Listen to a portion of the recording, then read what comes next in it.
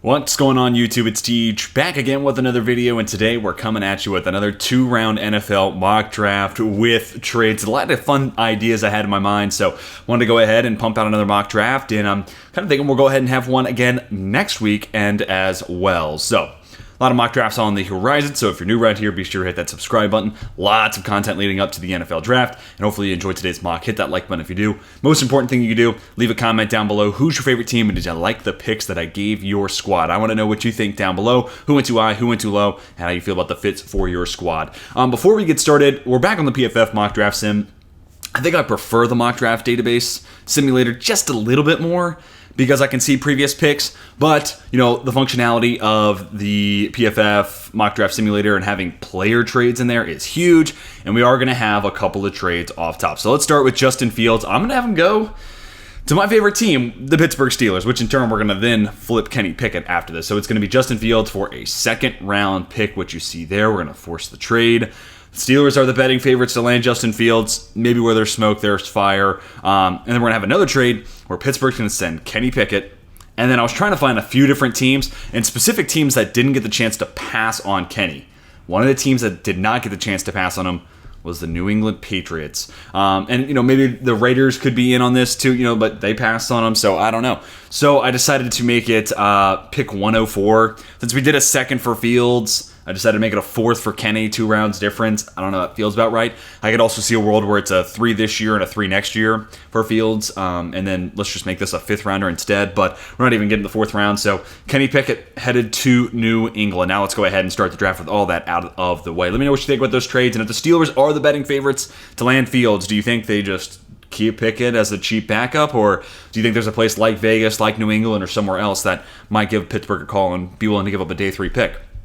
All right, let's jump into the actual draft. Chicago takes Caleb Williams. This is becoming, you know, chalk at this point. You know, Drake May's my QB1, but, you know, let's just go with what we're seeing more often than not. And from people close to Chicago, it sounds like they do really like Caleb Williams, and as long as he doesn't basically block himself from going there at 1, it sounds like he's going to be the number 1 pick. Then here at 2, again, I would go Drake May, but let's just do a little something a little different. I have done this in other mocks, but let's just have Jaden Daniels go 2. This will kind of fuel some of the other moves we're going to make, and I don't think it's like out of the realm of possibility. You know, I think like Washington at all costs, they want Caleb Williams, but if he's gone, I could see a world where they prefer the more mobile quarterback. Not that Drake May is immobile, he's very underrated as a mover, but look, Jaden Daniels with his legs, maybe that makes them feel better about that offensive line. Again, I think May brings a lot of this table, but Daniels, I think, is the best athlete of this quarterback class, and he's also the reigning Heisman winner. You know, like, you draft that guy, you know, it's a new regime, you kind of have a little bit of protection, considering, you know, it's like, yeah, well, we just drafted the guy who won the Heisman. Who knew he wasn't going to work out? So I could see a world where Daniels goes 2. I thought about the trade for 1, having Washington move up to 1, trading with Chicago and getting Caleb Williams. Maybe we'll do that next week's mock, and I'd be really curious if Chicago did make that trade. Or they're just going to go Marv at 2, keep Fields, or if they still move on from Fields, move down from 1 to 2, trade with Washington. What QB is their preference, Daniels or May? I'd be really curious to hear what you guys think down below. Then at 3, I'm going to have New England take Marvin Harrison Jr. Look, I mean, there are other mocks that are still exploring this. It's been a while since I've done this, and I wanted to explore what happens then. You know, if Drake May falls 1 more spot, you know, there's an opportunity here for Arizona to really strike while the iron's hot and trade back, which is what we're going to do. But Marv to New England, I mean, this kind of fixes one of their major issues. They haven't been able to identify great receiver talent and develop it either. So go ahead and draft a guy who feels NFL ready, who feels like, you know, a version of his dad who's 20 pounds heavier and stronger with 4 more inches of height, really polished route runner. This feels like the wide receiver 1 that, you know, if at all costs, like New England, this has been the guy they've been looking for in a lot of ways. So like I said, we're going to get to a trade here with Arizona.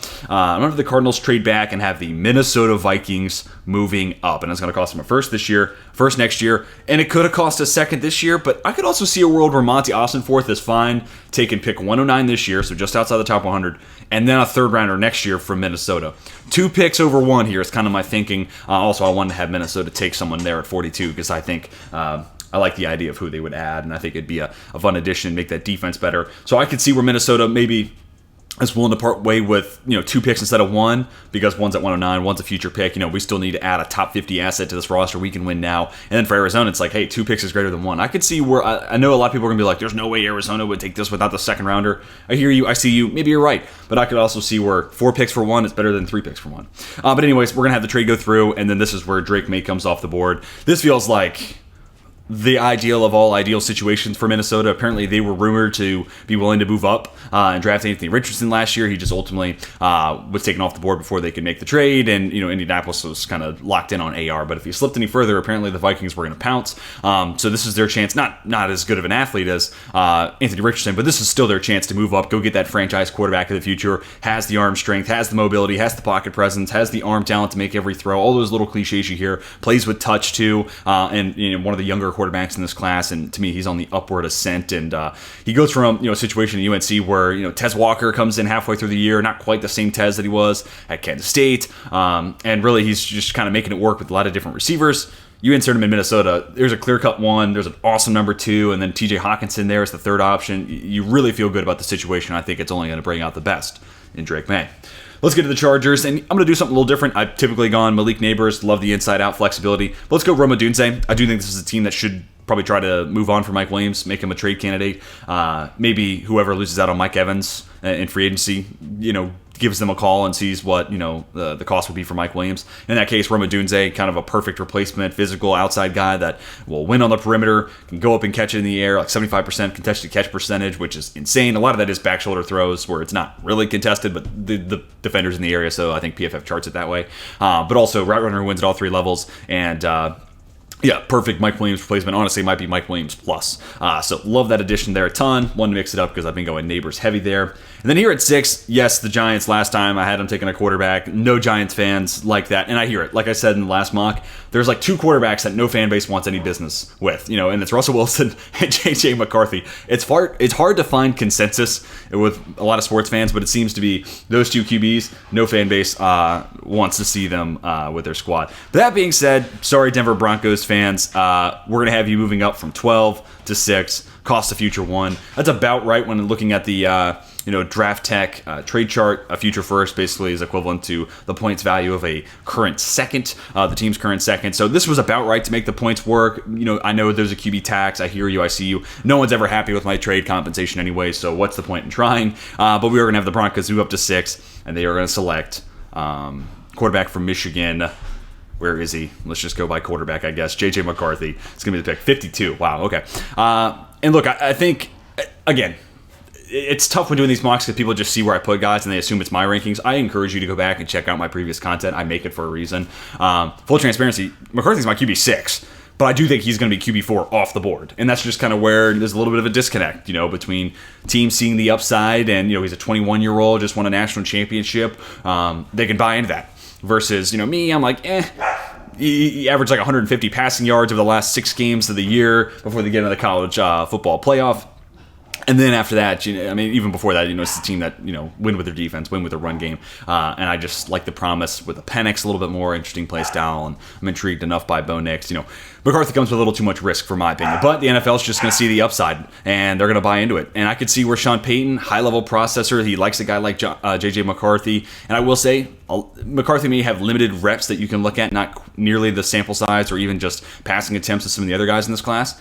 But all the reps on tape are very NFL translatable, and I can see where McCarthy's like, yep, that's the guy I want. I can count on his game translating. And, I can see a world where Peyton is like, I want to win with the run game and defense, at least early on. So, and I mean, look, there's another possibility. Sorry to go for a long tangent here. There's a possibility nobody wants Russell Wilson. Like I said, no fan base wants him, that's for sure. And there could be a world where no team wants him, and maybe because of that, he stays in Denver and is like a mentor to J.J. McCarthy. His Russell Wilson situation is going to be fascinating to monitor. I think there's going to be a team that's willing to give him a shot. I think it only takes one team to be like, yeah, that's our guy. But I mean, for Denver, like, you're going to pay the guy no matter what. So whether he's here or there, it might come in handy with a young quarterback like J.J. McCarthy.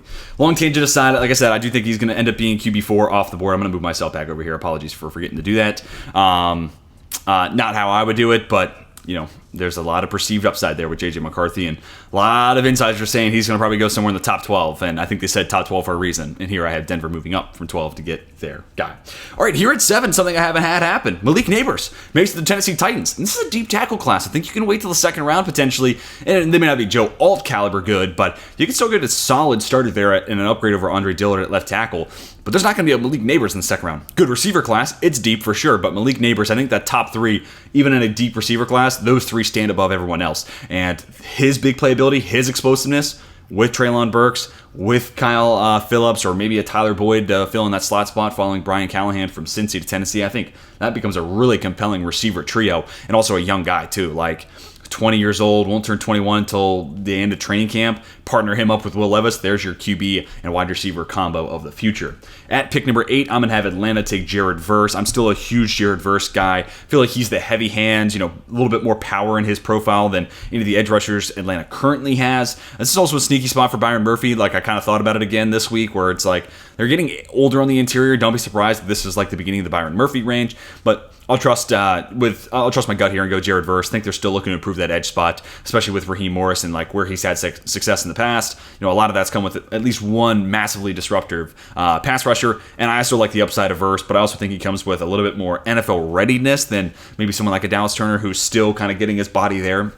I could just basically see Verse maybe having a better year 1 than Dallas Turner, but I could see where years 2 beyond, maybe Turner is the better player. But that's kind of the quandary we have here. And then ultimately, let's speed it up here. At pick number 9, this is where I'm going to have Dallas Turner go. And it could easily be flipped. Like, if you're a Bears fan, you're like, nope, Turner's not a 4-3 end. I hear you. I do think Turner's adding weight, and I also think there's a world where, Montez Sweat's 270, 275. I think you can get by with Turner at 255, 260, and you kind of average it out to be about 260 pounds. Turner also plays the run pretty well, but like I said, you can flip 8 and 9. I'm not too worried about it. I could see a world where Raheem Morris is more interested in the upside, the explosiveness that comes with Turner. I don't think there's a wrong combination for these guys to come off the board. Both these teams need edge, and I think these two are the best in the class. And now we're going to have a little bit of an offensive tackle run. I mean, ideal situation of all ideal situations for the New York Jets, other than maybe considering Brock Bowers here. And I will say, Joe Alt, he's younger than Olu Fashanu, and I know a lot of people are like, well, Olu's going to get bigger, he's going to get stronger with time. And the reason I bring up Alt's age is like there's no guarantee a rookie tackle is going to hit the ground running. They don't happen often. Penei Sewell is one of the best right tackles in football, one of the best tackles, period, in football. But his rookie year was a little rough. Like, don't forget that. So, I could see a world where the Jets, maybe they can get David Bakhtiari from Green Bay. Maybe they lure a Tyron Smith to go play for a contender in New York. I could see where they want to handle tackle and free agency, get a veteran, get a maybe more assured immediate impact from that position, and then draft a Brock Bowers, draft a Rome Odunze somewhere here at 10. Get that second pass catcher in the draft where we've seen a better track record of young pass catchers making an immediate impact versus tackles. It's a little more varied. But that being said, I think Joe Alt's going to be great. I just trust his game. Multi-year starter at Notre Dame. I am a Notre Dame fan, so bias potentially there. But I think he's NFL ready. Play strength, enough movement skills, great footwork. Yeah, I love what Joe Alt brings to the table. And then here at 11, this is where I have Olu Fashanu come off the board. Paris Johnson primarily played right tackle last year, and just like Penei Sewell, I have no problem using a top 10 pick on a right tackle. I don't think the perceived value of left tackle is still greater than right tackle like it was 10, 15 years ago. If you have Myles Garrett, you're going to line him up against the team's weakest edge rusher. And that's what the Steelers should be doing with TJ Watt. It's what the Cowboys do with Micah Parsons. It's what San Francisco should be doing more with Nick Bosa. Leverage, your best player against a weak link, and especially offensive line. That's a weak link unit. So leverage that huge advantage you may have. So I have no problem with Arizona basically keeping Paris Johnson Jr. at right tackle, even though you took him at 6 overall, drafting Olu Fashanu here at 11, and now you might have one of the most athletic tackle tandems in the NFL. I think Paris Johnson Jr. is a good enough run blocker to where if you want to just drive the run game there, it's totally fine. You don't have to lean on Fashanu to get better as a run blocker. You're really more interested in say, hey, add 10 pounds of muscle, and let's be able to add that anchor. Especially if that weight, that muscle's in your lower half, let's add that anchoring ability, and you'll be just fine. That's kind of where he got into trouble against Jack Sawyer, JT Tuamelo, those two Ohio State edge rushers. So it's a little bit of strength, bolster up that pass blocking profile. I think him and Paris Johnson Jr. would be a fantastic tackle tandem in the future. And you got to think this is like Jonathan Gannon, Monty Austin-Forth, Austin-Forth coming back from that New England background. They've had, during his time in New England, pillar tackles. Gannon in Philadelphia, pillar tackles with Mailata and Johnson. I can totally see where this is their move, especially if they get the chance to move down and accumulate more assets. Then we get to the Giants here at 12. This is something I've been wanting to do for a while. Trade back, draft a tackle. And this almost feels like you're upgrading 2 spots to Lisei Fuaga, upgrade there at right tackle, Seattle. Love the idea of him plus Andrew Thomas. Again, kind of like what we talked about with the Cardinals. Immediately becomes one of the better tackle tandems in the NFL. And then you get to move Evan Neal inside at left guard, where I think, one, he will be better, and two, that will make the offensive line better, because that was a problem spot, and it has been a problem spot for a few years now. So you make Evan Neal better, which in turn makes that first round pick from Shane look that much better, and that was the first year with Shane as the GM and Dable as the head coach, so makes that pick look that much better, on top of hopefully Kayvon Thibodeau improving, but also you just get a clear upgrade at tackle, which is such a valuable add. It does mean that you're going to have to, at least, with the top 12 pick, right out with Daniel Jones, but we will come back to quarterback actually in this mock draft for the New York Giants, so you're not stuck with them, but this does improve the situation for Daniel Jones for sure. At 13, I'm going to go back to the Byron Murphy well here. This is what I did in my last mock. But to me, top interior defensive lineman in this class. And I just love what he basically showed second half last year. Fiery pass rusher with, a little bit more mass than a Johnny Newton. He stops the run at a high level, and I think that weight is part of it, but also plenty of quicks, knows how to use the hand usage, and also one of the younger guys. Another one of these guys that's going to be 20 on draft day. So love where he finished the season. Think he's on that upward projection swing. And I think this is a huge addition to an interior defensive line for the Raiders that has absolutely got to get better. And I think it only helps the rest of those edge groups, because hopefully Byron Murphy's taking away that step-up option basically for a quarterback and just freeing up any more opportunity for Max Crosby to get sacks. Hopefully that guy gets Defensive Player of the Year award here soon. All right, to the New Orleans Saints at 14. I think this is a great spot for Tyler Guyton. Again, we're kind of sitting and waiting on what's going to end up happening with someone like a Ryan Ramczyk. Is he going to play this year? Is he going to be the same guy if he does play? Trevor Penning also just might be better as a guard. And ultimately, even if he's just not a good football player and Ramczyk is okay, I think Guyton's got the goods to play left tackle, and you can make that pairing work. Again, it comes down to what we hear about Ryan Ramczyk, his commitment to football, his injury status, and ultimately what they think about Trevor Penning just as much. But either way, looks like tackle is going to become a pretty big need, and I love the upside that comes with Guyton, and I think with a few more reps, this guy could easily become one of the better tackles coming out of this class. To the Indianapolis Colts at 15. Colts fans, I've been waiting to make this happen for a while. Brock Bowers is the selection here at 15. I think he's too good of a player to slip this fall, and I don't think Ballard's the type of guy to move up and go get him, but I would encourage it. If he makes it to 11 maybe, and Minnesota's still there and they want to trade back, or in this case, Arizona's looking for another chance to trade back, wouldn't shock me. That's a good spot. Move up 4 places if Brock Bowers gets just outside that top 10, but I mean, he's their perfect guy, right? Like, he's an upgrade over Mo Alley Cox. They have some impending free agents at the tight end position, and inline blocker. He'll be an asset there for Jonathan Taylor, Anthony Richardson, but also it's just one more threat. And a guy who can work the middle of the field, be that safety blanket for Anthony Richardson as he's still coming along as a passer. Really, he was a guy that just needed more reps coming out of Florida. Unfortunately, the injury this year prohibited him from getting those reps, but hopefully Brock Bowers makes it easier for him to be able to target the middle of the field, take those easy throws underneath, while also Bowers is a yards after the catch guy. You're playing to his skill set as well. But great route runner, great athlete. This is just another mismatch weapon for an offense that should be featuring Michael Pittman Jr. again next year. Josh Downs. Now you throw Brock Bowers in there with Taylor AR. Love the look of that offense in Indy if this were to play out this way. All right, pick 16 of Seattle Seahawks draft. Jackson Powers Johnson. In my last mock I had Seattle trade back for Pittsburgh because I think Jacksonville's in play for him. I think Seattle makes a ton of sense, and so I kind of had to engineer a way where Pittsburgh's ahead of those squads. But man, it makes all the sense in the world for Seattle. Even if they like Olu Oluwatimi, who I did like, especially as a day 3 value, I think that guy can be a starter for this team. You can just play Jax Powers Johnson at guard. So I think an ideal offseason, JPJ becomes a left guard for a little bit. You see what Oluwatimi has at center, and then you bring back Damian Lewis to play right guard. Or you could even play Jack Powers Johnson at right guard, Damian Lewis at left guard, whatever the natural positions end up playing out. I think it's fine. That's a really nice trio there on the inside, and it gives me confidence moving forward. I could also see a world where you just go with Jack Powers Johnson at center, bring back Lewis, and you're still trying to find a guard spot upgrade. Wouldn't shock me whatsoever. Don't be surprised if John Snyder trades down, though, because especially when you can land a Graham Barton, a Troy Fautano, maybe they're in the mid-20s, you can get either one of those guys, and that's an upgrade at either guard spot, potentially center with Barton. That could be the move, and then you get an extra asset out of it. But nonetheless, if they draft Jack Powers Johnson, I love it. I love it a ton. And plus, Mike McDonald coming from Baltimore, Tyler Linderbaum, already one of the best 5 centers in the NFL. Jax Powers Johnson, I think I can say it declarative now. I think Jax Powers Johnson's the best center prospect I've scouted. To me, he is Tyler Linderbaum good, but with an additional 35 to 40 pounds on him, which is insane. And he also, I will say, the thing that impressed me the most at the Senior Bowl, and then we'll move on from this pick, he had like a Penei Sewell-esque ability that even if he lost at the line of scrimmage, like lost that initial battle, he had the quicks the athleticism, but also like the football IQ of where to go and how to recover on that play. Like it wasn't all is lost. I can't get back to this, and he starts tugging the jersey, and it's gonna be a hold. No, like he's athletic enough to get himself back in position. He's smart enough to know where that position is and re-engage contact and ultimately save the rep. And same thing Penei Sewell could do that really impressed me, and JPJ has that exact same trait. Anyways, let's move on now, and let's talk about the Jacksonville Jaguars selecting Cooper DeJean. Love this fit. I think this team can get an upgrade at slot. I'm fine. You could go Quinyon Mitchell, play him in the slot as well here. Just want to throw that idea out there. But I think Tyson Campbell, Darius Williams, that can still work on the outside, especially in this Ryan Nielsen defense. I think Andre Sisco could be a really breakout player in that defense too, as the center fielder, playing that Jesse Bates type of role, that Marcus Williams role back when Nielsen was in New Orleans.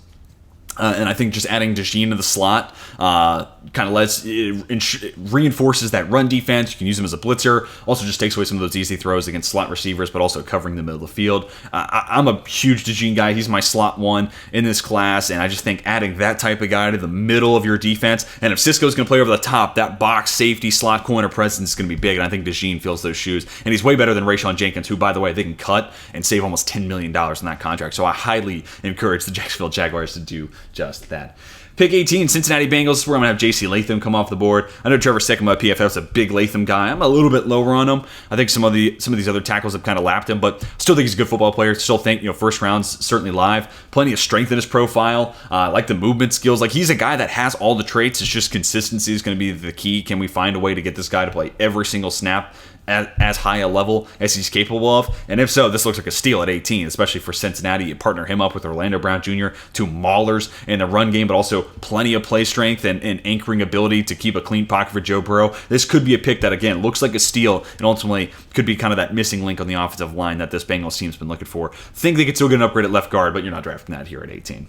Then we get to the Los Angeles Rams at 19. We're actually going to have a trade here. I'm going to have the Buffalo Bills come up, and they're going to nab a falling receiver, so it's going to be 28 for 19, and then throw in a third and a fourth round pick headed to Los Angeles. Let's need this is his playbook. You back 9 spots when they're not even used to picking in the first round. Haven't done so since the Jared Goff trade. So this is kind of an added luxury, and then adding assets on third, fourth round territory. That's where the Rams have been hitting. So we have the Bills move up. It's an aggressive move, but they're going to lose Gabe Davis in free agency, and I think Brian Thomas Jr. is the perfect guy to replace him with. Yeah, the route tree's a little limited. It's just hitches, comebacks, and go balls. No in-breaking or out-breaking routes in that LSU offense. That worries me a little bit with Daniels. That worries me a little bit with Thomas, but I think this is the perfect offense for him to go where I'm not worried about it, because that's Stephon Diggs. Stephon Diggs has got that covered. He's the sharp route runner and hit on those in-breaking routes and create separation. Thomas just needs to be long, lanky, fast, go win it in the air, have the ball tracking skills, all those sorts of things that Gabe Davis was maybe a little spotty with. I don't know. Gabe Davis is just not my type of guy. But I think Brian Thomas brings a little bit more to that. Also a good enough athlete to where you can incorporate him into this yards after the catch, new phase of the offense, if you will, with Joe Brady, more incorporating that yak game. I think Brian Thomas can give you a little bit more than they were willing to tap into with Gabe Davis. So I think this is a perfect Davis replacement. Get younger, get cheaper at that position. Most importantly, you are now in the Josh Allen extension era. So where you can save money, it's going to be pivotal. And I think Brian Thomas, Gabe Davis plus, but most importantly, he's cheaper. Then at 20, this one I have Quinyon Mitchell come off the board. This is kind of like the hard floor for Quinyon Mitchell. I can't see the Pittsburgh Steelers letting him walk, especially considering Mike Tomlin's there at the Senior Bowl, and he's fired up watching all these reps, and one of the more animated coaches there on the sideline. And I think Quinyon Mitchell was probably one of those guys that stood out. One, he's just like a unanimous winner. Most people would agree. Him, Darius Robinson, Jax Powers-Johnson, major winners of the Senior Bowl. But here, outside corner, partnered up with Joey Porter Jr. And then, fingers crossed, I could have Quinyon Mitchell here at 20 and L'Jarius Sneed in free agency. Let a Steelers fan dream. But, we have Justin Fields, the new franchise quarterback. Let's shore up that secondary. Don't have a second round pick. So, you're leaving offensive tackle. You're leaving center on the board, which definitely sucks. And I think in a perfect world as a Steelers fan, it'd be corner in the first round, center in the second. We can try to patch up that right tackle spot in free agency. Be interesting to see how they handle. There's a lot of holes with only a certain amount of assets to go around, but I think Quinyon Mitchell at 20, great value, and it addresses a serious position of need for the Steelers. Then at 21, we're going to have another trade here with the Miami Dolphins, and I have the Arizona Cardinals moving up. Yes, this is an Arizona team that wants to stockpile picks. That's what I was saying earlier with their previous move. But that being said, this is the same team that moved back from 3 to 12, then back from 12 up to 6. So don't be surprised if they are active enough to want to go make a move. And then here, you give up that third rounder you got from Houston in the trade from last year's draft force the trade. It's through. The Cardinals are then going to select Nate Wiggins. Said in my last mock, I think him plus Garrett Williams, a lot of similarities between those two, and I think the narrative around Williams could have been very similar to Wiggins had he not got hurt last year in the Notre Dame game. So I like the pairing of those two corners. Very athletic, a lot of size, a lot of arm length, and a lot of motor too between those two. And then Kentrell Clark there in the slot, Budda Baker kind of moving all around. Really like how that sets up that Jonathan Gannon defense. I think Wiggins is kind of the perfect guy for that Jonathan Gannon defense. Experienced man zone, can play on, off. He's the kind of Swiss Army knife corner that Gannon could do a lot of cool things with.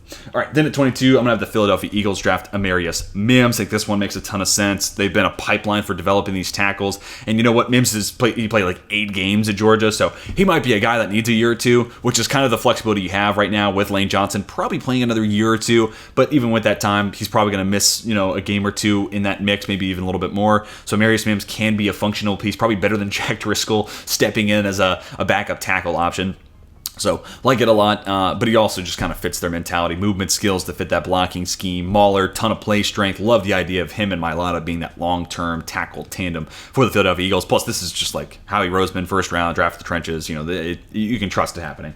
Then at 23, going back to the well here, Johnny Newton to the Houston Texans. Could go edge because Jonathan Grenard's a free agent. He's missed a lot of time there, but felt like they finally got his breakout season. So, that's going to be one to monitor. But if they bring him back, I think interior defensive line makes all the sense in the world. Got to get an improvement there. And I think Johnny Newton gives you some pass rush upside, while also being a pretty athletic guy. I'm starting to see people kind of turn on him as a run stopper. That was one of the things that a lot of people loved early on in this process. A little interesting. I don't think it really dissipated throughout this season. I still think he's a pretty good run defender. Maybe he doesn't have the mass that a Byron Murphy does, but he's so quick getting out of his stance and can shoot gaps that I think he's still going to be just fine as a run defender. So I'm not concerned about it whatsoever. Love the addition there to the middle of that Houston D-line. Dallas Cowboys on the clock at 24. I'm going to go Adonai Mitchell. This is a team that can cut Michael Gallup and save $9.5 million in cap space, which you're going to want to use that. Again, Dak extension. You're paying a lot of money to guys like him, Stephon Gilmore, and others on that team. So, and plus you want to bring back Tyron Smith. I think in an ideal situation, he's back. So let's free up some money by moving on from Gallup. Go get another high point, contested catch type of upside receiver who also has plenty of long speed. Like this could also serve as like not only a Gallup replacement, but you have Brandon Cooks for another year, maybe 2, and the 3 of these guys can all kind of functionally play off one another. But whenever you move on from Cooks, like A.D. Mitchell could also be the deep threat and take over that role in the offense while adding a little bit more size. He feels like a great addition to the red zone offense for this Dallas team. So I like it a ton. Also, he stays local. Texas guy goes to Dallas. I do know that they like to draft those types of guys. So feels like a perfect kind of match, and I'd be surprised. A.D. Mitchell, like I've had some mocks where he goes middle of the second round, but I really think his potential should be somewhere there in the 20s, just given the upside that's there. So this is kind of the spot where I think he should go. The range, at least, I should say. Let's get to the Green Bay Packers then at 25. That's where I'm going to have Terrion Arnold come off the board. He falls a little bit in this mock, and I didn't love that, but, hey, it's an offensive-heavy class, and because of that, some good defensive players are going to get moved down the board just because offense is, exciting, and there's a lot of talent at the top of this class on the offensive side of the ball. So Terrion Arnold falls right in the lap of the Green Bay Packers, and you could easily flip him and Cooper DeJean. I think that's also plausible, where Arnold's the pick at 17, and then, DeJean makes it all the way down here at 25. I think that's totally fine. But inside-out flexibility for a secondary that needs an abundance of upgrades, both at safety and at corner. So no matter where Arnold fixes in, I like the idea of him playing slot with his change of direction skills. But wherever he ends up playing, there's a spot for him to be a starter in Green Bay.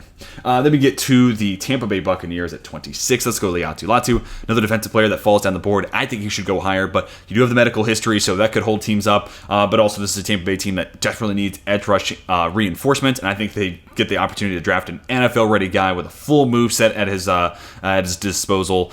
So this is an immediate upgrade of that number 2 edge rusher, plug-and-play guy, and it could immediately be a 10-plus sack a year type of dude. And if he becomes that number 1 edge rusher that gets the lion's share of attention from opposing offenses, hopefully that gets even more out of Joe Tryon-Shoyinka.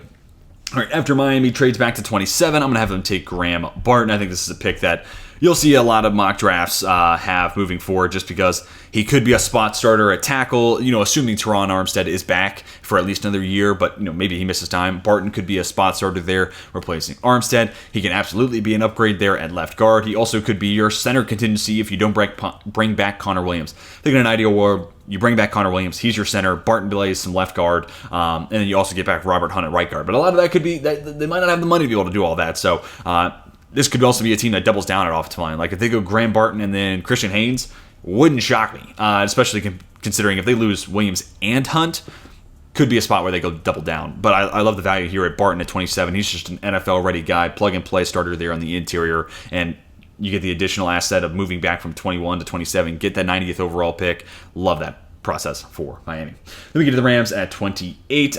This is actually where we're going to have the trade. And actually, look at that, PFF bringing it right up. So it's going to be pick 39, and let's see, 70 plus 140. The Rams will send back pick number, obviously, 28, and then pick number 100. I was trying to make it match the points, and specifically with pick 100, like that kind of made things a little tricky, but the Rams doing Rams things. Les Snead turning 2 picks into 3, turning 1 pick into 2. This is kind of what his process is.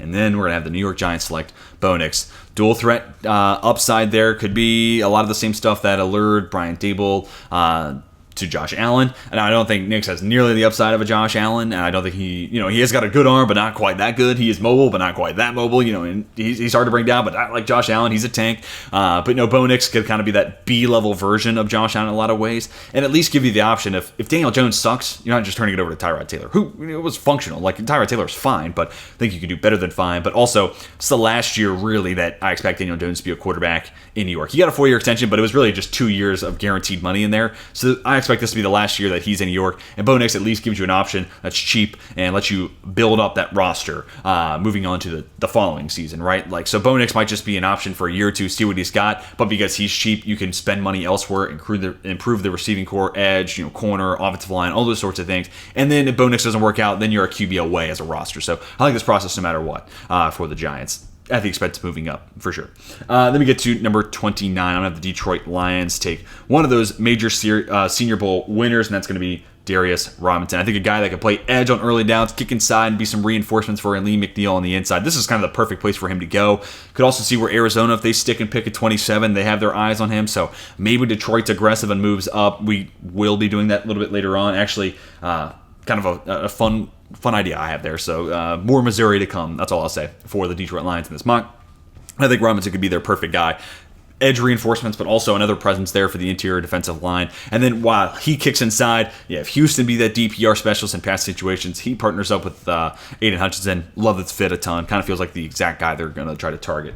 Baltimore Ravens then at pick number 30. Let's go Kool-Aid McKinstry. Another good defensive player that falls down the board. May not be the most athletic guy, but just 3 years of starting experience, understands positions, has those instincts, has the football IQ, and because he plays the position so clean, he kind of makes up for where some of those athletic limitations may arise. But I also think this is a team that, even post Mike McDonald, they're gonna keep that same influence, and it's been a defense that's really schemed up pressure at a high and effective clip. So I think that could hide some of the long speed concerns people might have with Kool-Aid McKinstry. Also, this is a team that just needs more corners. Marlon Humphrey, wrong side of 30, and then everyone else, other than maybe Brandon Stevens, and Kyle Hamilton, of course, but the other corners other than Brandon Stevens, you can upgrade from. So I like the value of Kool-Aid McKinstry here at 30. Then at 31, another great value pick, Troy Fautanu. I mean, just an immediate upgrade over Aaron Banks. He should not be in this blocking scheme for San Francisco. He just never made sense. Fautanu absolutely makes sense. Great movement skills. We saw him pave the way as a left tackle at Washington while also being easily their best pass protector. You slide him inside because of arm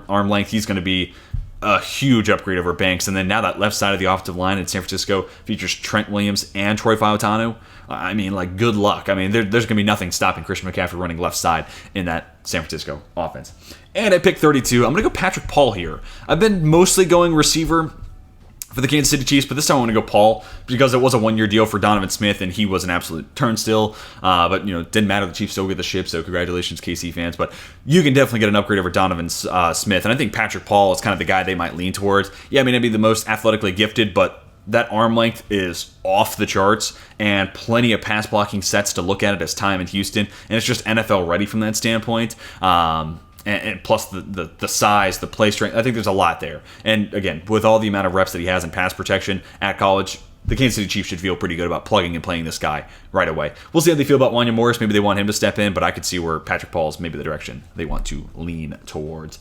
Pick 33 is we're into the second round. I'm going to Troy Franklin come off the board. A guy that I'm a little bit lower on, I feel like, than most people, but I still get the upside. Very fast, very athletic, deep threat, very slippery after the catch. I mean, nobody wants to hear this, especially after the rookie year Quentin Johnston has, but a lot of the same things I'm saying about Troy Franklin I said about Quentin Johnston, but I will say I think Troy Franklin has better ball skills, specifically ball tracking skills, but also I think he's actually, despite being I think a little lighter. I think Franklin right now is like 180-ish. I'd love to see him get to like 190, 195. I actually think he's a little bit lighter than Quentin Johnston, but he actually fight for the football better. Like I think a little bit more physicality comes out when Franklin's trying to go get the football in the air. So again, I'd like to see him beef up and add a little bit more to that frame. And with his movement skills, could he become a better route runner? I'd love to see that, him develop into a more of an intermediate threat. But for the time being, deep threat, plus that yards after the catch ability, feels like a really nice addition on top of Jonathan Mingo and whatever else might happen in that new look Dave Canales offense, depending on what happens at free agency. All right, at pick number 34, I'm going to go Kingsley Suamataia. I mean, 6'8", left tackle. I mean, that feels like something we've seen a lot of in New England. And of course, right as I see Suamataia's name, I scroll away, go figure, that's my luck. But because they have Kenny Pickett, allows you to address those other two major offensive needs. Wide receiver, obviously, Marvin Harrison Jr., that's a slam dunk. You'd love to see that. And then Kingsley Suamataia, like, offensive line's under talked about need right now. I don't think by Pats fans, I think Pats fans see it's a need, but all 30 other 31 other fan bases are just kind of casual fans. They're like quarterback receiver. Don't forget about offensive line. This team can definitely use a tackle. And because you got Kenny Pickett, not saying that's the highest upside play, but at least gives you another year where you could look, evaluate, sit, and wait. You get a receiver, and you draft an upside tackle here. Kingsley Suamataia. Senior Bowl was fine. I don't think it was great. Wish it could have been better to boost his stock more, but high upside guy, 6'8", really nice mirroring ability and footwork. So there's a lot of traits there to build off of. And I think New England's got a really nice track record of developing these guys. Hopefully that continues in the new Gerard Mayo era. Pick 35. I'm going to have the Arizona Cardinals draft Keon Coleman. He's just a more athletic version of Michael Wilson, so I think Michael Wilson could basically be the underneath possession physical guy, and then Keon Coleman gives you the upside as a playmaker. My next mock, I'm going to have him go just inside the first round, and that 20, I'll say 21 to 40 range is where it feels about right. 21 because like maybe Miami. Like don't rule out Miami as that contested catch, red zone guy. Also great vertical speed. Just got to fit into that offense. A little underrated there, but 21 to 40 feels like his spot. But I feel like the hate that he's starting to get has kind of pushed him into this like 30 to 45 range. But I think you should be considered a little bit higher. But here at 35, like. You didn't get to draft Marvin Harrison Jr. at 4 because you traded back. But you can still get a really nice receiver prospect with a ton of upside, basketball background, jump out through the building, and long speed for days. And I think once we see his 3-cone, I'm going to feel pretty confident that this guy could develop into a route runner. Like I think. I'd have to look it up, but I want to know what T. Higgins' 3-cone is, and I'll do that after I record this video. That way I have it for next time. But like depending on what Higgins' 3-cone was, like I could see where Coleman maybe runs in that range if it's a pretty solid number. And then once we see a solid 3-cone number, I think people are going to be like, okay, yeah, but he has the steering, and change of direction skill sets to become a guy who can run those backside digs, things like that. We don't need him to be all world as a route runner because he's got some other physical traits. So I don't know, just kind of an interesting mock I kind of put together here for Arizona. You still get to move back, get an offensive lineman, draft a corner, and then you get a receiver in a deep receiver class, just not at 4. Like, I don't know, if you're a Cardinals fan, would you be fine with this route? I'd be really curious. I kind of liked how it ultimately played out. Let's get to Washington then at 36. This is where I think, like, Chop Robinson, I can't see him really falling past this. I guess technically pick 40 because we're going to get back to Washington, but high upside play, freak athlete, just needs to be coached up as actually being a pass rusher, using his hands, adding more moves, things like that. And I think Washington, one, the need is there, but two, I think Jonathan Allen there, Deron Payne, there could be enough existing, mentors, so to speak, to kind of coach him up along the way. If not, then, obviously it comes down to the coaching staff, but, we're talking about Dan Quinn, coming from, Dallas, where he's had plenty of edge rushers do a lot of good things. So hopefully that coaching staff coming from Dallas and other hires made by Quinn could just coach up Chop Robinson, because him at 36 could end up being one of the biggest steals of the draft. 37, I'm going to give the Los Angeles Chargers Kamari Lassiter. They need upgrades at corner like nobody's business. Michael Davis should be moved on from, save that cap space for sure. And Kamari Lassiter, almost kind of like Kool-Aid McKinstry, kind of a little bit lesser of a tier. I think Lassiter might be a better athlete though, so who knows how this ultimately plays out. But 3 years of a starting experience, was trusted to start as a true freshman. Like, this is just a guy who gets the position and fundamentally has it. So for a secondary that desperately needs an upgrade, I like the idea of trusting the pure football player in this spot here at 37 to bolster that secondary up. Tennessee Titans then at 38. I'm going to go Jordan Morgan. Like I said, you could still get a good tackle in the second round. Morgan might be a little small, a little slight, so maybe he ends up being a guard, which is maybe a little problematic considering you had Peter Skoronski already there. I think he'd be just fine at tackle. He's one of the guys that I just don't see it. We'll see what the arm length is at. If it's sub 32 inches, then maybe I rethink this, but If the arm length is close enough, if it's in Rashawn Slater territory, I say you give him a shot. Can't be any worse than Andre Dillard getting benched and, having Jalen Duncan come off the bench as, a 6th-rounder. Can't be any worse than that. So I like the idea of, kind of getting Neighbors, fall into your lap at 7, go tackle top of the 2nd round. Still think that could be the best way to bolster this offense. I'd be fine if they did it the other way around, though. Then we get to the Rams after they traded with the Giants. They're on the clock here at 39, and I'm going to have them select Michael Penix Jr. I've said many times, I want Michael Penix to go one of these Sean McVay trees, whether it's Minnesota or it's LA. Those are the 2 best spots, I think, both from a schematic standpoint, but also weapon standpoint. Throwing to JJ and Jordan Addison, throwing to Cooper Kupp and Puka Nacua. I think that's the best place for a Michael Penix to go on top of the scheme there. So we don't know how much longer Matt Stafford's going to play. He looked awesome last year, so maybe he's got 2 more, 3 more years in him, and you just kind of have Michael Penix chilling and waiting, and you prefer to use these picks on another position. But we've also had LA trade down twice in this mock, accumulate a ton of other assets, including 2 more 3rd-round picks and a 4th-rounder as well on top of that. So we've had them accumulate a ton of extra assets, which is the less Snead way. And then, so why not use one at quarterback? I kind of feel like this is a Rams move through and through. And then, if Stafford only plays 1 more year, you have the guy ready to go. And if he plays 3 more years, then, Penix still in a rookie contract, maybe it turns into a Jordan Love type of situation. And, if he never sees the field for you, you still trade it back and got a ton of other assets. So it doesn't have to be the pick that makes up your draft class. So I don't know. I think it makes a lot of sense in my opinion. Pick 40, Washington. I'm going to have them draft Edgerrin Cooper. I wouldn't be shocked if Cooper ends up going round 1. Every once in a while, there seems to be a linebacker that shocks, I don't know if a lot of people were seeing Quay Walker's 1st-rounder. He kind of made a late push up the board. Jordan Brooks, kind of the same thing where it's really? Okay. Don't think anybody really saw Devin Bush going top 10. I think he was going to go in the 1st round that class, but top 10 was a little different. So I'd be surprised if Edgerrin Cooper's that guy. But now I have to be careful saying this, but a guy who played a little bit of outside linebacker at A&M, arm length, athleticism for sure, great downhill linebacker already with upside for him to be an improved player in coverage. There's a little bit of Micah Parsons there. That feels like a lot of the same stuff that we were saying about Parsons coming out of Penn State. And again, I'm not saying Edgerrin Cooper is Micah Parsons. Please do not, clip this out and, twist my words. I'm not saying that. Nothing could be further from the truth. I think he plays off-ball linebacker, where Parsons is now pretty much a full-time edge. But I do think they could sprinkle Cooper in as an edge rusher, as a blitzer a little bit, because he did some of that at Texas A&M, and it could be an interesting wrinkle in that offense. And Dan Quinn was great at scheming up pressure, utilizing stunts and twists, and he would blitz up the middle. I could see where Cooper could be utilized in some of that. Maybe you line him up on edge, have a stunt where he comes across screaming through the face of a guard, and that interior pressure comes from Cooper. I think there's some fun stuff that Dan Quinn could do with Edgerrin Cooper. So don't be surprised if this ends up being one of the guys that Washington's super high on. And I don't think they're going to take him at what's their NATO pick, 2. Yeah, I don't think that's going to happen. But maybe they could be a team that trades back in the 1st round because they like him so much. Wouldn't shock me, especially when you have 2 2nd-rounders. You got the ammunition for it. Anyways, let's move on and talk about the Green Bay Packers at pick 41. That's where I'm going to have Cam Kinchens come off the board. He's still my safety 1, and I think in a defense where he's not going to be asked to be kind of the hero, Sometimes he put himself out of position in Miami. I think the role becomes simplified if he's in Green Bay. So you draft Terron Arnold, you let him play outside or inside. Cam Kinchens, immediate upgrade there at safety, where they kind of need 2 guys to play safety, pending if they bring back Darnell Savage. But they did an upgrade across that entire secondary. We got him a corner, now we got him a safety. Love this draft so far for Green Bay.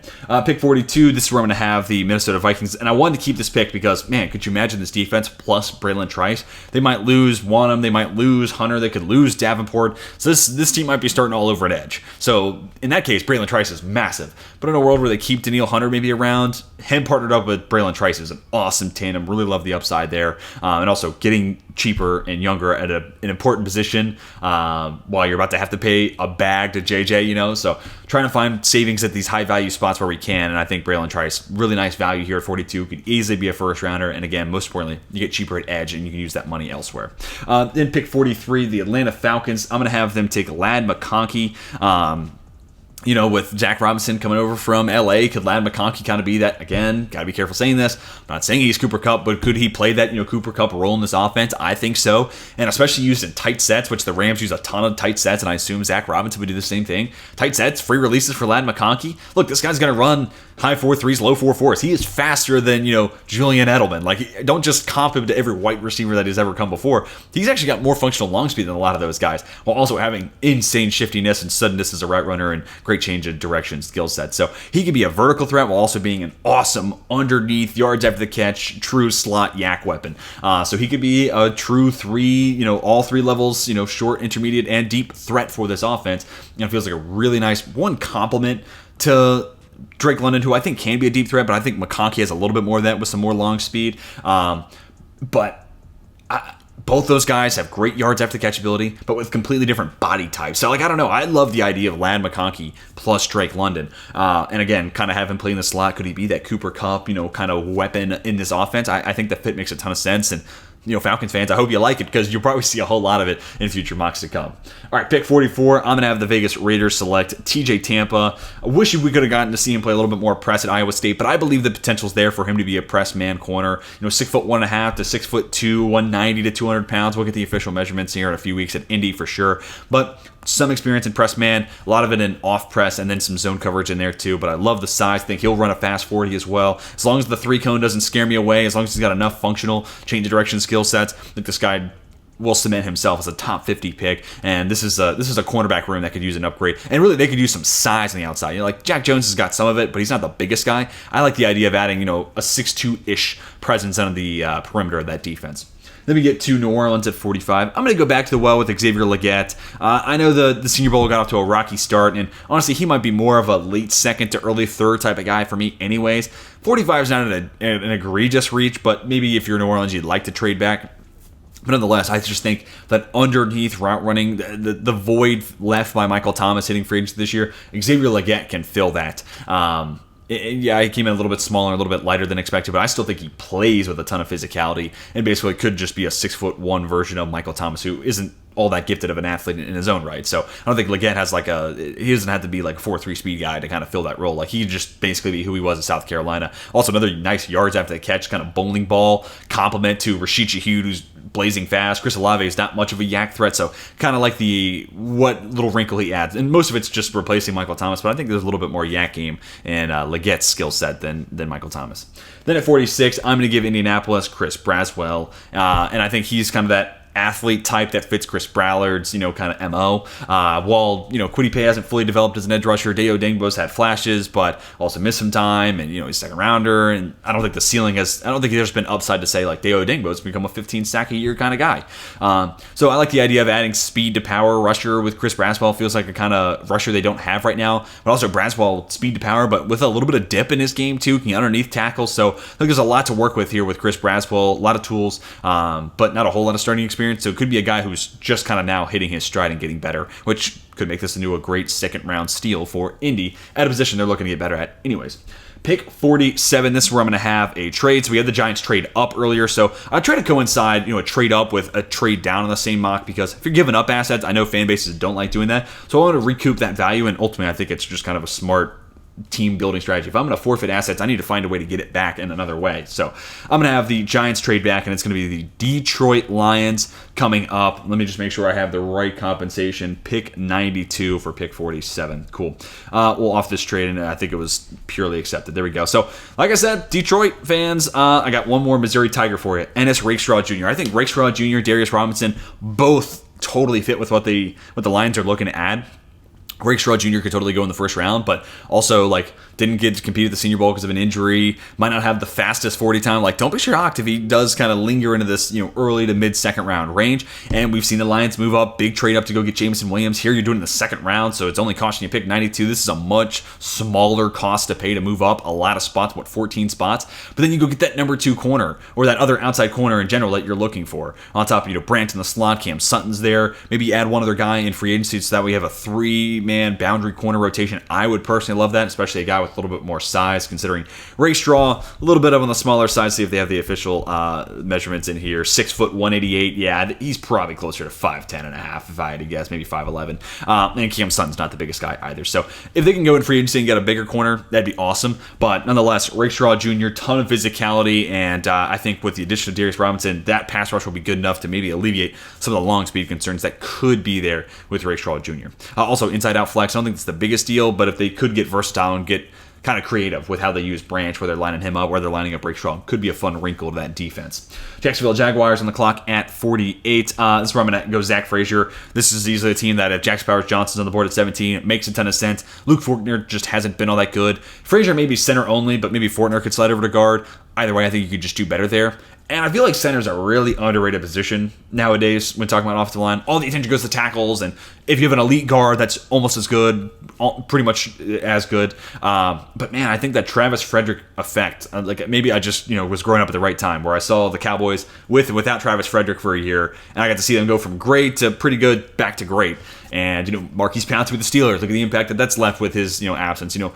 I feel like center, if you have a great one, it makes a world of difference. And I'm not saying Frazier is going to be as good as Travis Frederick or Marquise Pouncey, two future Hall of Famers, but could he have that type of impact, elevating the rest of that offensive line, specifically the interior? I think he could. And again, I think Luke Fortner has not been good. I think this 48, if Pittsburgh had their second round pick, 52, it kind of begins the Zach Frazier range. I really can't see him going earlier than 48, but really I think 52 to the Steelers is kind of the sweet spot, depending if Pittsburgh even has that pick. In this mock, they do not.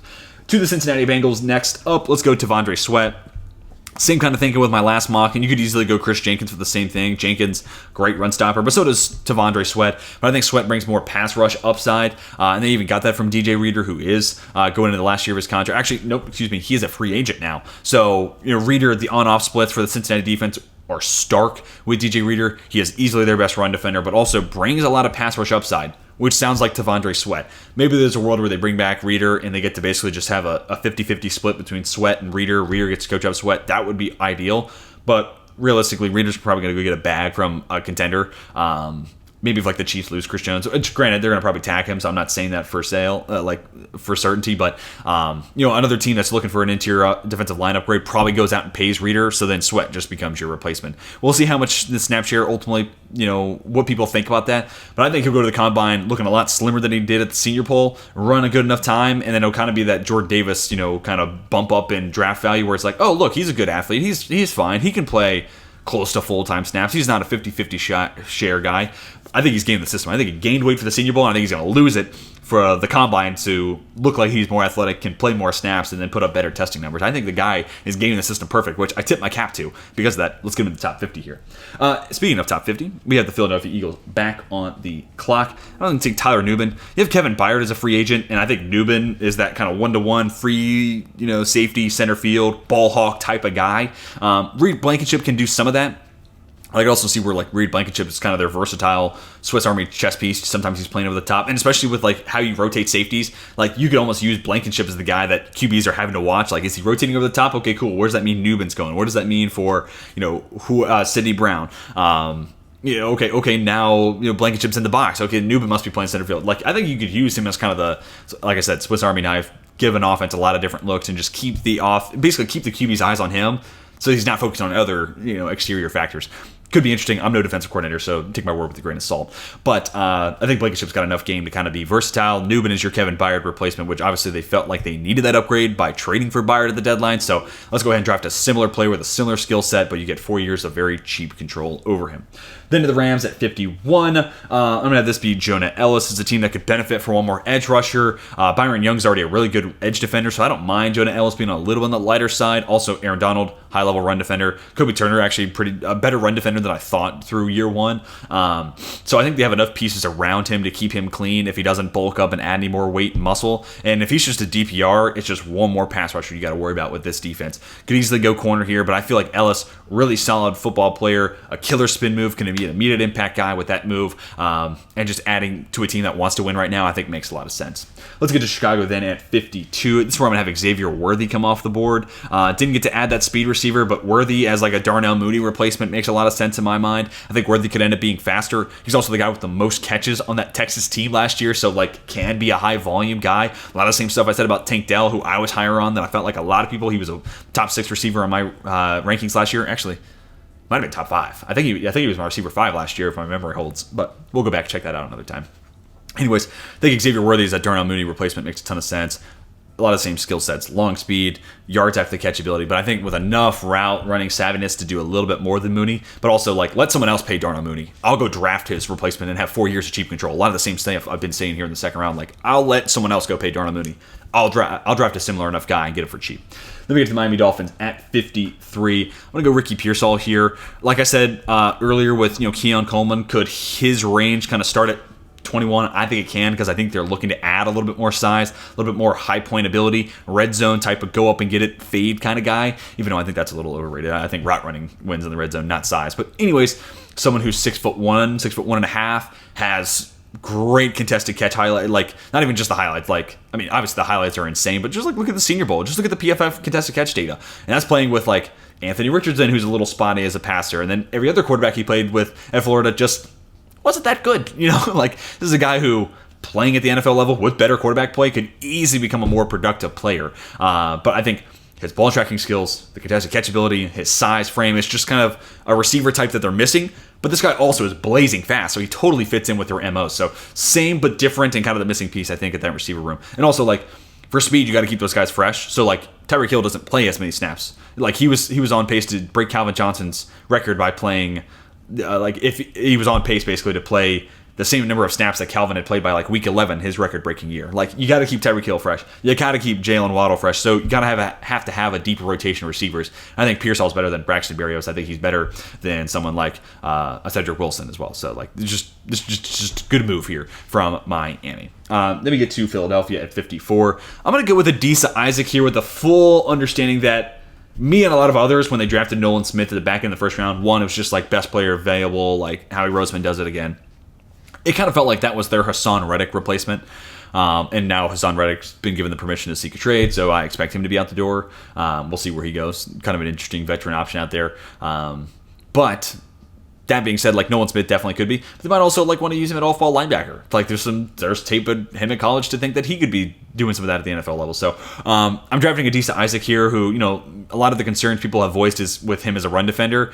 So could he be your Hassan Reddick, a little bit lighter but awesome pass rusher, especially from a wide 9 alignment where he can dip and tuck underneath offensive linemen, utilize his speed and his bend? Absolutely, I think he could be. That could be Nolan Smith. But this is also a team that also moved on from Derek Barnett midseason. Like, this is a team that could just be trying to add more and more edge talent, which aren't they always, right? So as they've started to get a little bit older there at the edge, moving on from Reddick, moving on from Barnett, like whether it's Nolan Smith or not, like Adisa Isaac could be another edge rusher they're looking to add in the mix. And if there's any team that can alleviate the run game concerns with Adisa Isaac, it's this team, because they have a deep enough edge rotation and they prioritize the position enough to keep him clean, specifically in the run game. Pick 55, I'm going to have the Cleveland Browns draft Christian Jones. We are going into the last year of Jedrick Wills' contract. He's obviously coming off that devastating injury last year too, so he hasn't lived up to that top 10 pick status, and he might not be as good post-injury either. So I think it's time to start looking for that contingent. Christian Jones could be that guy and upgrade immediately for a team that was the top-seeded wildcard team last year, obviously looking to win now. Or he could just be your Jedrick Wills replacement. And Wills, kind of like Darnell Mooney, it's like one of those guys that as of right now, with the data and information I currently have, if he hits free agency next cycle, I'm happy to see him paid by someone else. Like, hope he gets his bag. I'm just not going to be the one to do it. And in turn, I'll draft Christian Jones a year ahead. You always, specifically with offensive line, you draft a year ahead. Because offensive line, it's varied. Like I said at the top of this class, sometimes guys hit the ground running and they're awesome. They're Rashawn Slater. Sometimes you're Penei Sewell and you struggle a little bit out the gate and then you turn into an awesome football player. So I want to draft the need a year early. I think Christian Jones, great Senior Bowl. I think he's put himself in this second round range. To the Dallas Cowboys at 56, I'm going to go Kieran Amagaji. Could play some guard, could play some tackle. So, played on the inside at left guard, then moved over to left tackle at Yale. So, could he be your left guard if they don't bring back Tyron Smith? Sure. And then you play Tyler Smith at left tackle? Absolutely. Or you keep him at left tackle if you don't bring back Tyron Smith and Tyler Smith stays inside. I think that might be the route I go. Ideal situation, especially a guy coming from Yale, big jump in competition, getting the NFL level. You bring back Tyron Smith for another 1-year contract. I think that ends up happening. Maybe the Jets could lure him away, but I think Rodgers is going to want to team up with his buddy Bakhtiari. So I'm going to go under the assumption they bring back Tyron Smith on a 1-year, $15 million deal, whatever. He's still a good football player when he plays. And then Amagaji sits behind him and gets to learn from one of the best pass protectors of the last decade and a half. Basically my generation. And then you keep Tyler Smith at left guard, where I think, hey, why mess up a good thing? He's an all-pro level left guard. Don't move him. And then Amagaji sits behind Smith for a year. And then again, just like Christian Jones, draft a year early. and then he becomes the eventual Tyron Smith replacement. I love that fit a ton. It's actually one I haven't done yet, so glad I can make it happen this time around. Pick 57, I'm going to go Zach Zinter for the Green Bay Packers. I think John Runyon Jr. at this point has become pretty clear as the weak link. I think Rasheed Walker has elevated above him. And the offensive line's a weak link sport, so I wanted to find the weak link, and I wanted to improve it. We added 2 secondary players. Now we have a guy who played his entire career at right guard. They're in the Big Ten, played in the cold too. Like kind of feels like a natural fit there for Green Bay as well. Fits their blocking scheme too. Yeah, he had that crazy injury at the end of the year, but it's broken bone. Broken bones heal. I'm not really worried about that as much as I would be if he popped his Achilles last game of his career, or tore his ACL, MCL, PCL. If he did all that, then that's a different story.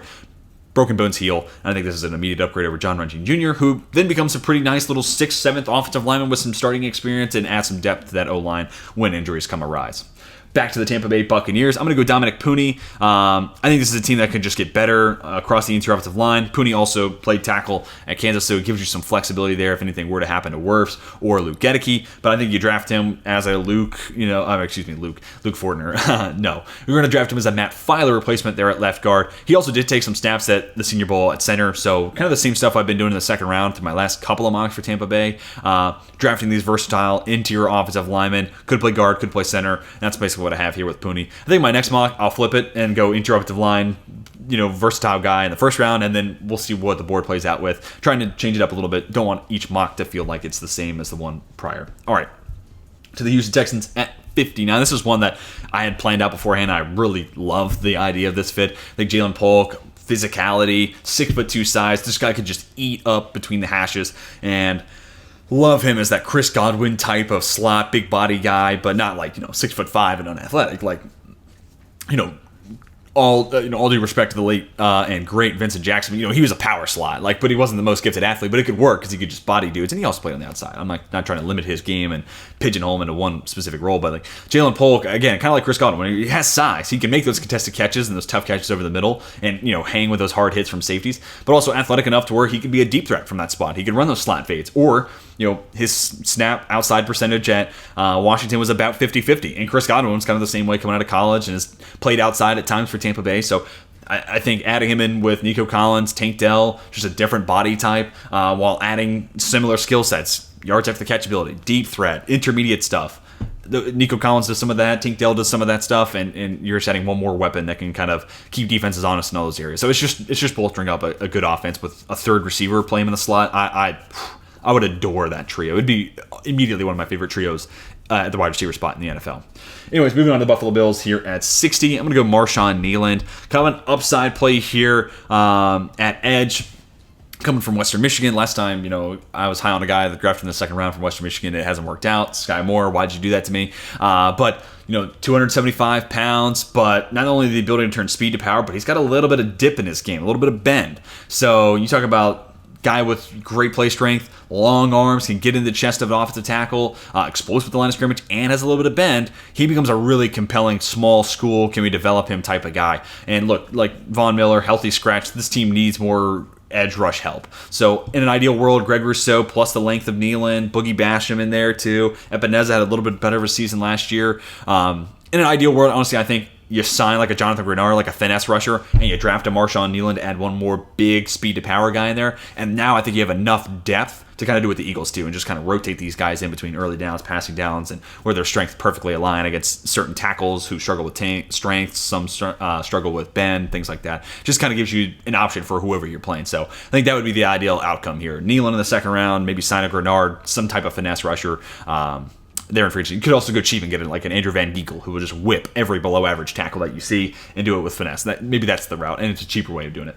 Anyways, let me speed it up here. Giants at 61. Let's go Javon Baker here. This is the same pick I had last time. I haven't seen a whole lot of second round mocks with him in it, but to me, one of the solid winners, not takeaway winners, runaway winners from the Senior Bowl, but solid week, 6'1.5". That's about the size I wanted to see him maintain.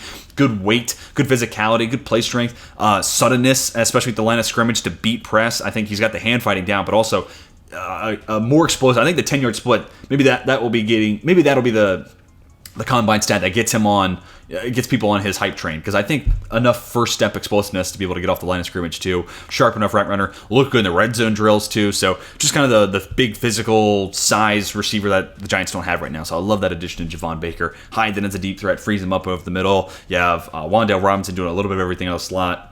Plus, we added a tackle. All of a sudden, it looks like Daniel Jones might be a functional quarterback with that type of supporting cast around him. All right, let's get to these last 3 picks. I'm going to kind of break my board here. Again, these mocks are tough because, like, I don't think Brendan Rice is better than Roman Wilson, but I'm going to go with Brendan Rice because same thing I said about with Baker and the Giants. This is a team that's kind of missing that bigger, more physical receiver. At least with the Ravens, you could say, well, Mark Andrews kind of does that, kind of like Kelsey does the Chiefs, for sure. But I'd like to see at the receiver position too. 6'2", I think was what he weighed in at or checked in at the Senior Bowl. USC has him listed at 6'3", so whatever it is, 6'2", 6'3", more functional size than Rashad Bateman and Zay Flowers have. I didn't love the separation at the Senior Bowl, if I'm honest. A lot of people called him a winner. I didn't feel the same way, but it kind of felt more like Rashee Rice, where like he always wanted that defender kind of Velcro to his hip, and I just don't like when I see that. Rice has worked out fine, so maybe Rashee Rice, that is, worked out fine. Maybe it will with Brandon Rice too. Kind of a funny coincidence there. But again, more size, more physicality, more contested catch ability than what currently exists in that wide receiver room in Baltimore. But also, like, great long speed, great deep threat on top of what you have with Zay Flowers, and then Bateman working the underneath stuff. Same thing with Mark Andrews, and then an offense that features Lamar. If you can get guys that force defenses to respect the over-the-top speed, force those safeties back, it's just more room to run for the now 2-time MVP, Lamar Jackson. All right, last 2 picks are ones that I've done before, so I'll be quick on these. Christian Haynes can be the pick here for the 49ers. So, DB in the first round, right? It was a DB, right? Like, hold on, I'm not just talking on my ass. No, we double up on offensive line. See, I was talking on my ass. I knew something was off. So you draft Fautano. He plays left guard. Christian Haynes played his entire career at right guard. Boom, done. Set in stone. And you could even bring back John Feliciano and play him at center. Feliciano was actually pretty decent for San Francisco last year. So if they signed him on a 1-year deal, played center, I'd be fine with it. If they signed Jake Brendel to another 1 year, $1.25 million contract, I'd be fine with that. He was serviceable at center. But all of a sudden, this interior looks so much better because of the addition of Fautano and Christian Haynes. I think Haynes would be fine at either guard spot. Did take some snaps at center at the Senior Bowl. Didn't look great. So I think Fautano at left guard, Haynes at right guard. Feeling really good about that interior. And then McKivitz, good enough. Brendel at center if they bring him back, good enough. Trent Williams, obviously the star of the mix there at left tackle. And then to round us out, I'm going to go Roman Wilson to the Kansas City Chiefs. They use Rashee Rice sometimes as a separator, but it wasn't always pretty. So I like the idea of Roman Wilson, much more smooth, pure route runner. Yes, they've only leaned on him as a starter for 1 year, but the 1 year had a ton of touchdowns, and you saw the separation skill sets. Separation's not something I need to see develop over 4 years. If you can get open, especially in like a Power 5 conference, you can get open. And like we saw at the Senior Bowl too. So like that was the further kind of confirmation that I needed to kind of believe that he would be a sharp NFL route runner with the ability to play on the outside. Like he could definitely be a field stretcher and kind of be that Tyler Lockett to this offense. So I could see a world where, you bring in a Calvin Ridley, draft a Roman Wilson in the second round, who certainly could go ahead of 64. Let me just say that too. But Roman Wilson, Calvin Ridley, plus year 2 Rashee Rice, another year Travis Kelce. All of a sudden it feels like a really solid pass catching core, especially given what the rhetoric was all season long for Kansas City. Anyways, I'm rambling, and I'm letting you guys see both rounds of this updated 2-round NFL mock draft with trades. Let me know your thoughts down below, both on the Justin Fields to Pittsburgh situation, Kenny Pickett, where would he go in this spot? And then, of course, most importantly, who's your favorite team? And did you like the picks I gave your squad? Who went too high? Who went too low? And if you didn't like the picks, where would you have gone? Is it a different player at that position group, or would you have gone with a different position group entirely? I don't think there's a wrong answer. I just want to hear what your answer would be down below in the comment section. I'm going to do my best to respond to as many comments as I possibly can. But hopefully you guys enjoyed. Hit that like button if you did. Subscribe if you're new to the channel and want to see more mock drafts, because we have plenty more on the horizon until we get to the end of April. But that's going to do it for me. Hope you have a fantastic rest of your day. And until next time, my name is Tej, and I am signing off.